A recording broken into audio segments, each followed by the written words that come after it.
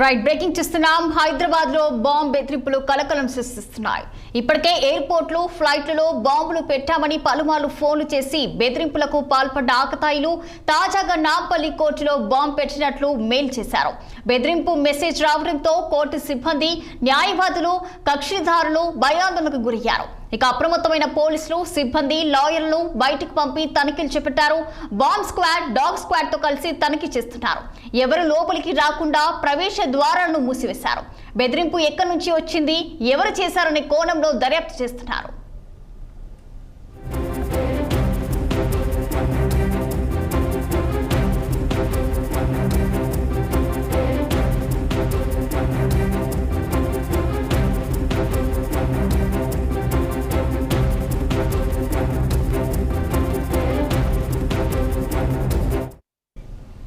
హైదరాబాద్ లో బాంబు బెదిరింపులు కలకలం సృష్టిస్తున్నాయి. ఇప్పటికే ఎయిర్పోర్ట్లు ఫ్లైట్లలో బాంబులు పెట్టామని పలుమార్లు ఫోన్లు చేసి బెదిరింపులకు పాల్పడ్డ ఆకతాయిలు తాజాగా నాంపల్లి కోర్టులో బాంబు పెట్టినట్టు మెయిల్ చేశారు.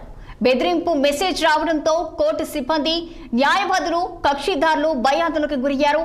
అప్రమత్తమైన పోలీసులు సిబ్బంది లాయర్లను బయటికి పంపి తనిఖీలు చేపట్టారు.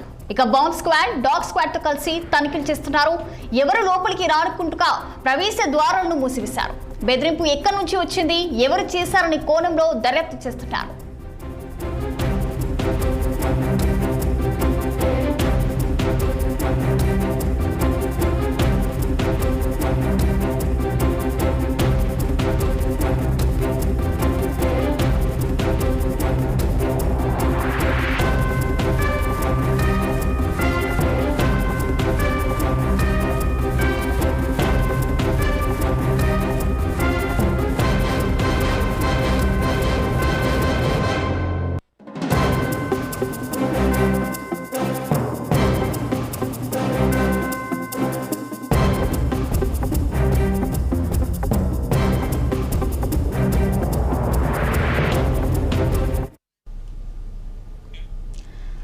హైదరాబాద్ లో బాంబు బెదిరింపులు కలకలం సృష్టిస్తున్నాయి. ఇప్పటికే ఎయిర్పోర్ట్లు ఫ్లైట్లలో బాంబులు పెట్టామని పలుమార్లు ఫోన్లు చేసి బెదిరింపులకు పాల్పడ్డ ఆకతాయిలు తాజాగా నాంపల్లి కోర్టులో బాంబు పెట్టినట్లు మెయిల్ చేశారు. బెదిరింపు మెసేజ్ రావడంతో కోర్టు సిబ్బంది న్యాయవాదులు కక్షిదారులు భయాందోళనకు గురయ్యారు. అప్రమత్తమైన పోలీసులు సిబ్బంది లాయర్లను బయటికి పంపి తనిఖీలు చేపట్టారు. బాంబ్ స్క్వాడ్ డాగ్ స్క్వాడ్ తో కలిసి తనిఖీ చేస్తున్నారు. ఎవరు లోపలికి రాకుండా ప్రవేశ ద్వారాలను మూసివేశారు. బెదిరింపు ఎక్కడి నుంచి వచ్చింది, ఎవరు చేశారనే కోణంలో దర్యాప్తు చేస్తున్నారు.